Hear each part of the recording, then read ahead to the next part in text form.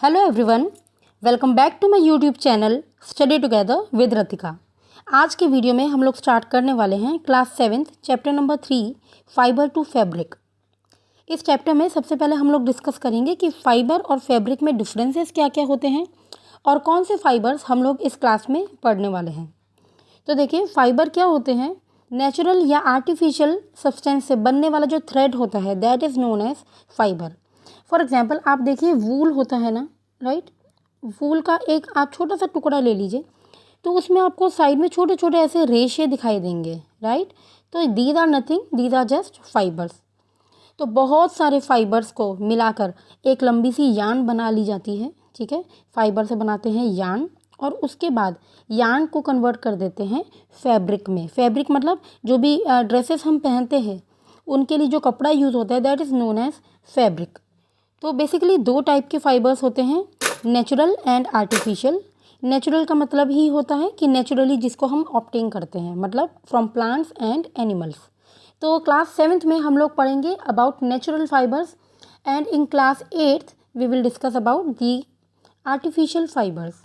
Fibre से बनने वाली चीज़ें सिर्फ यही नहीं कि क्लोथ्स के लिए ही उसको यूज़ करते हैं, फाइबर से हम फैब्रिक भी बनाते हैं, स्कार्फ बनाते हैं, कारपेट्स हो गए, रोप्स, नेट्स, बेल्ट्स, ये बहुत सारी चीज़ें होती हैं जिनको हम बनाते हैं फाइबर से, ठीक है। तो एक बहुत अच्छा सा लंबा चौड़ा प्रोसेस होता है फाइबर को फैब्रिक में कन्वर्ट करने का। तो सबसे पहली बात है, वूल है, ठीक है, सिल्क है, ये दोनों कहाँ से आते हैं? ये एनिमल से आते हैं। कौन से एनिमल्स, ये सब हम लोग डिस्कस करेंगे। प्लांट से कौन से फाइबर्स मिलते हैं हमको? कॉटन हो गया, जूट है, ये सब हमको प्लांट से मिलते हैं, ठीक है। अब अगर हम देखें वूल एंड सिल्क में एग्जांपल गिवन है। वूल मतलब वो वाले फाइबर जो कि हमको मिलता है फ्लीस से। फ्लीस मतलब हेयर ऑफ शीप और याक, ठीक है। ये जो एनिमल आपको दिखाई दे रहा है, इसके जो हेयर हैं इन्हीं को हम कहते हैं फ्लीस। इस पर एक बहुत शॉर्ट में, वन वर्ड में या वन सेंटेंस में एक क्वेश्चन पूछ लिया जाता है कि व्हाट इज़ फ्लीस, तो आप बहुत ही शॉर्ट में इसका आंसर दे सकते हैं, द हेयर ऑफ शीप और yak is known as fleece which is use to make wool. अच्छा, अब इसके बाद आ जाता है सिल्क फाइबर, जिसको हम बनाते हैं सिल्क वॉर्म से। तो सबसे पहले हम लोग देखते हैं एनिमल फाइबर्स में वूल एंड सिल्क। तो सबसे पहले यहाँ पे वूल आता है। वूल कहाँ कहाँ से मिलता है या किन किन एनिमल से हमको मिलता है? शीप, गोट, याक और दूसरे कुछ और एनिमल्स से, ठीक है। अच्छा, बेसिकली इन ही एनिमल्स को क्यों यूज़ किया जाता है वूल ऑब्टेन करने के लिए? क्योंकि इन एनिमल्स के ऊपर बहुत थिक लेयर की हेयर होती है। हेयर मतलब फ्लीस, बहुत सारे बाल होते हैं, और ये जो हेयर होते हैं ये बहुत ज़्यादा गर्मी प्रोवाइड करते हैं, ठीक है। आपको पता ही है, जब बहुत ज़्यादा विंटर सीजन होता है तो हम लोग क्या पहनते हैं? वुलन क्लोथ्स पहनते हैं। ये वुलन क्लोथ्स हम लोगों को मिलता है वूल से, मतलब फ्लीस ऑफ द एनिमल से, ठीक है। ये बहुत ज़्यादा मोटे होते हैं, जिसकी वजह से इनके अंदर जो भी एयर ट्रैप्ड है वो अंदर ही रहेगी और बाहर वाली बाहर रहती है। मतलब अंदर से बाहर और बाहर से अंदर नहीं जा सकती है, जिसकी वजह से बॉडी का जो हीट है, बॉडी का जो टेम्परेचर है वो मेंटेन रहता है, और बाहर की जो ठंड है वो अंदर हमको नहीं लग पाती है। अच्छा, अभी एक्टिविटी 3.1 में हमको देखना है कि हमारी बॉडी में भी हेयर होते हैं, चाहे वो आर्म्स की आप देख ले, चाहे नॉर्मल बॉडी का देख ले, हेड का देख ले। इन सब हेयर में थोड़ा डिफरेंस होता है। कुछ होते हैं बहुत ही सॉफ्ट होते हैं, कुछ होते हैं बहुत ज़्यादा कोर्स होते हैं। कोर्स मतलब बहुत ज़्यादा मोटे होते हैं, थिक होते हैं। अब आप देखिए, ये जो शीप होता है, शीप के ऊपर भी, शीप की बॉडी के ऊपर भी दो टाइप के हेयर होते हैं, या दो टाइप के फाइबर्स हम लोग को मिल पाते हैं उससे। एक हो गया कोर्स बियर्ड हेयर की वजह से, मतलब जो कोर्स, ये दाढ़ी वाले जो प्लेसेस होते हैं उनसे जो हेयर मिलते हैं वो बहुत ज़्यादा कोर्स होते हैं, मतलब बहुत ज़्यादा थिक होते हैं। And the fine soft under hair close to the skin. और स्किन के ऊपर मेनली जो चेस्ट एरिया होता है, यहाँ का जो स्किन होता है, यहाँ पर जो हेयर प्रेजेंट होता है वो बहुत ज़्यादा फाइन होते हैं, बहुत ज़्यादा सॉफ्ट होते हैं, ठीक है। तो ये जो फाइन हेयर होते हैं ये बनाते हैं हम लोगों के लिए वूल, क्योंकि जितना ज़्यादा फाइन होगा उतना ज़्यादा वो सॉफ्ट होगा, और हम लोगों को जो चीज़ पहननी है that should be soft enough, ठीक है। अच्छा, अब इसमें एक टॉपिक है सिलेक्टिव ब्रीडिंग। मतलब आपको पता है रिप्रोडक्शन प्रोसेस हम लोगों ने थोड़ा सा तो पढ़ा है, ठीक है। तो रिप्रोडक्शन में क्या होगा? मेल एंड फीमेल को चूज़ करके रिप्रोड्यूस करवाया जाएगा। इसमें सिलेक्टिव ब्रीडिंग है, मतलब हमको किसी एक पर्टिकुलर कैरेक्टर की वजह से किसी मेल या फीमेल को चूज़ करना होता है, ठीक है। मतलब यहाँ पे मेल या फीमेल शीप जो है उनको हमें चूज़ करना है on the basis of their characters. जिनके पास बहुत ज़्यादा फाइन हेयर होंगे उनको हम चूज़ करेंगे और उनके बीच में क्रॉसिंग करवाएंगे, सो दैट जो उनमें जो ऑफ स्प्रिंग होगा या जो भी उनका बेबी होगा उसके पास भी बहुत ज़्यादा फाइन हेयर होंगे। और इसी तरीके से सिलेक्टिव ब्रीडिंग को कंप्लीट करा जाता है सो दैट हम लोग को फाइन हेयर का प्रोडक्शन हो पाए। ठीक है, अब हम देखेंगे ऐसे कौन कौन से एनिमल्स होते हैं जो कि हम लोग को वूल देते हैं। बहुत सारे अलग अलग एनिमल्स होते हैं और अलग अलग एनिमल की वजह से अलग अलग क्वालिटी का वूल भी मिलता है। ठीक है, तो सबसे कॉमन वूल जो हम लोग को मार्केट में मिलता है दैट इज़ शीप वूल। इसके बाद एक याक वूल होता है जो कि पाया जाता है तिब्बत और लद्दाख में। उसके बाद मोहेर होता है जो कि अंगोरा गोट से मिलता है, ये भी एक टाइप का वूल है। अब ये अंगोरा गोट्स कहाँ पे होते हैं, ये होते हैं जम्मू एंड कश्मीर में, मतलब जहाँ पे भी हिली रीजन्स होते हैं बहुत ज़्यादा वहाँ पे ये पाए जाते हैं। ठीक है, इसके बाद वूल हम लोगों को गोट के हेयर से भी मिलता है।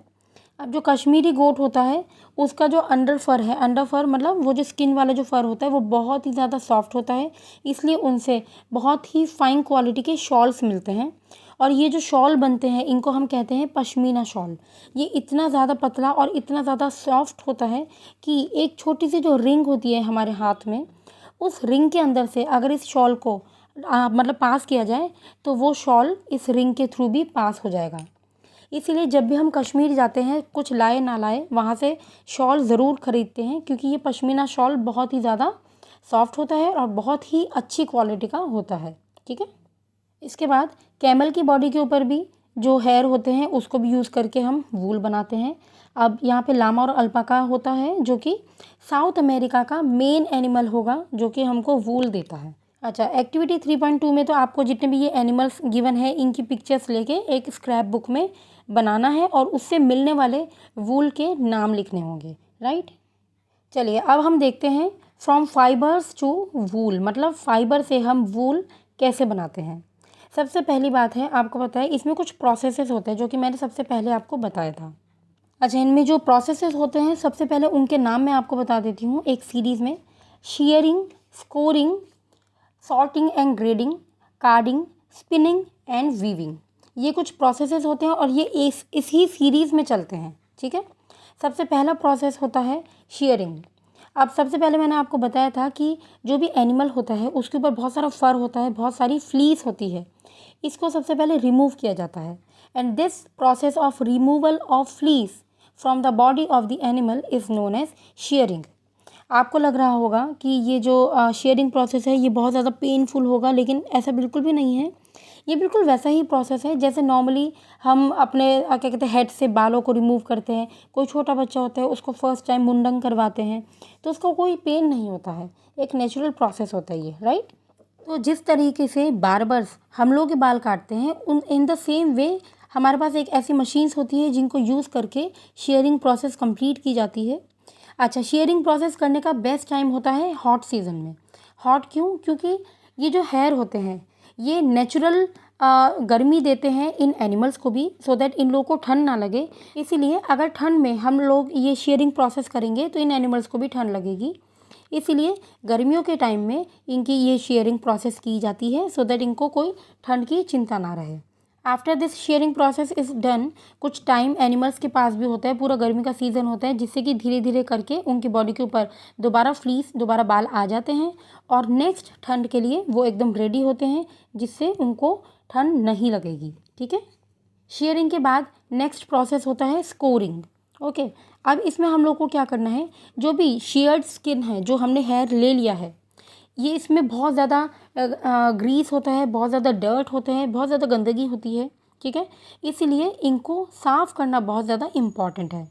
तो ये प्रोसेस होता है स्कोरिंग का, जिसमें इन सब फ्लीस को एक बड़े से टैंक के अंदर वॉश करने के लिए डाल दिया जाता है and with the help of machines इनको क्लीन कर दिया जाता है। स्कोरिंग के बाद next process is sorting. Sorting मतलब अलग करना, सेपरेट करना। अभी मैंने आपको स्टार्टिंग में ही बताया था कि अलग अलग एनिमल के ऊपर अलग अलग टाइप के फाइबर्स होते हैं। अलग फाइबर्स का मतलब होता है किसी का फाइबर बहुत ज़्यादा फाइन होता है, किसी का सॉफ्ट होता है, किसी का बहुत ज़्यादा कोर्स होता है। तो on the basis of texture इनको सेपरेट कर दिया जाता है। ठीक है। तो ये जो हेयर होते हैं इनको फैक्ट्री में भेजा जाता है आफ्टर क्लीनिंग, सो दैट इनको on the basis of texture separate कर दिया जाए। इसके बाद हेयर के ऊपर बहुत सारे बर्ड्स होते हैं। बर्ड्स मतलब जैसे आप देखते हैं ना, ऊन के ऊपर हम जो स्वेटर पहनते हैं उसके ऊपर छोटे छोटे बर्ड्स हो जाते हैं, तो उसी टाइप के एनिमल्स के ऊपर जो हेयर होते हैं वो उलझ से जाते हैं, इस टाइप के छोटे छोटे बर्ड्स हो जाते हैं, तो इसको रिमूव कर दिया जाता है हेयर के ऊपर से। अब जब ये बर्ड्स यहाँ से रिमूव कर दिए जाते हैं, उसके बाद दोबारा एक बार स्कोरिंग का प्रोसेस होता है, क्योंकि बर्ड्स बहुत बार खुल जाते हैं, उसकी वजह से बहुत ज़्यादा गंदगी दोबारा हो जाती है, तो उन डर्ट और जर्म्स को दोबारा रिमूव करके अब जो हमारे पास फाइबर आया है इसको हम यूज़ कर सकते हैं अपने आगे के प्रोसेस के लिए। तो नेक्स्ट प्रोसेस में हम देखते हैं कि हमारे पास बहुत सारे अलग अलग कलर के यहाँ पे फ्लीस होते हैं। अब जब हमको एक पर्टिकुलर कलर का वूल बनाना होता है तो हमको सबको एक ही कलर देना होता है। तो अब होता है main process, that is dyeing. ठीक है, तो अलग अलग कलर के वूल को या फाइबर्स को अब कलर किया जाता है किसी एक पर्टिकुलर कलर में, चाहे वो ब्लैक हो, ब्राउन हो, वाइट हो, whatever colour it is, और this process is known as dyeing. अब आपको पता है नेचुरली जो फाइबर्स होते हैं कैसे इस टाइप के टेढ़े मेढ़े से होते हैं, मतलब थोड़ा सा हेयर जो होता है बिल्कुल स्ट्रेट नहीं होता है, तो इनको स्ट्रेट करवाया जाता है by the process of combing and rolling. ठीक है, इनको जब कॉम्ब करके पहले with the help of comb इसको सीधा सीधा करेंगे, उसके बाद उसको रोल कर देंगे। एक बहुत ही हैवी सा रोलर होता है, उसकी हेल्प से इन फाइबर्स को रोल कर दिया जाता है, जिससे ये बिल्कुल स्ट्रेट हो जाएंगे। एंड आफ्टर दैट इनको स्पन किया जाता है, मतलब इनका यान बना दिया जाता है। ठीक है, तो देखिए यहाँ पे कुछ प्रोसेसेस शो किए हुए हैं। शेयरिंग अ शीप, मतलब शीप के ऊपर से पूरा हेयर निकाल लिया है। बी वाले प्रोसेस में इसको स्कोरिंग इन टैंक्स, बड़े से टैंक में सब हेयर को या सब फ्लीस को डाल दिया है, सो दैट इनकी गंदगी जितनी भी होगी वो सब पानी में आ जाए, मतलब इनको क्लीन कर दिया जाता है। आफ्टर दैट ये स्कोरिंग किया जाता है, तो with the help of machine also in सब हेयर प्रोडक्ट्स को क्लीन कर दिया जाता है। After that rolling into yarn, जब यहाँ से कलरिंग वगैरह सब कुछ हो गई है, इसके बाद इसको रोलिंग करा जाता है, मतलब बिल्कुल स्ट्रेट कर दिया जाता है with the help of rollers. And after that the yarn is produced. ठीक है, तो यहाँ पे हम लोग को ये प्रोसेस गिवन है, shearing, scouring, sorting, cleaning, dyeing and rolling. अब इसमें नेक्स्ट आता है ऑक्यूपेशनल हैजार्ड। आपको पता है, अभी मैंने आपको बताया था जो फ्लीस होते हैं एनिमल्स के, उसके ऊपर बहुत सारे अलग अलग डर्ट्स, जर्म्स होते हैं, जिसकी वजह से एक बैक्टीरिया होता है जिसको हम कहते हैं बैक्टीरियम एंथ्रेसिस। ठीक है, मैं इसका नाम यहाँ पे लिख देती हूँ।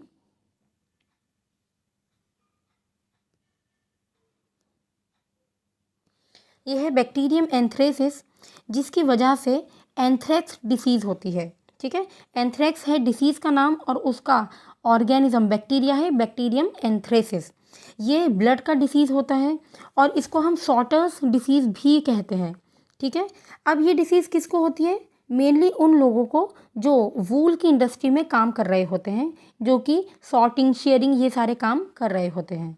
ठीक है, इसलिए बेस्ट ये होता है इस बीमारी से बचने के लिए कि लोग जितने भी वर्कर्स हैं वो सब अपने हाथों में ग्लव्स पहने, अपने फेस पर मास्क पहने, बहुत अच्छे से अपने आप को कवर्ड रखें, सो दैट ये बैक्टीरियम उनको इन्फेक्ट ना कर पाए। तो ये था वूल के बारे में। हमारे नेक्स्ट वीडियो में हम लोग डिस्कस करेंगे life history of silk moth, और सिल्क कैसे करके ऑब्टेन किया जाता है ये भी हम साथ में डिस्कस करेंगे। तो चलिए मिलते हैं नेक्स्ट वीडियो में, तब तक bye bye, take care and thanks for watching. And in case आप लोगों ने लास्ट वीडियो नहीं देखा है तो यहाँ पे आपको लिंक मिल जाएगा, you can watch this video too. Thank you and stay safe.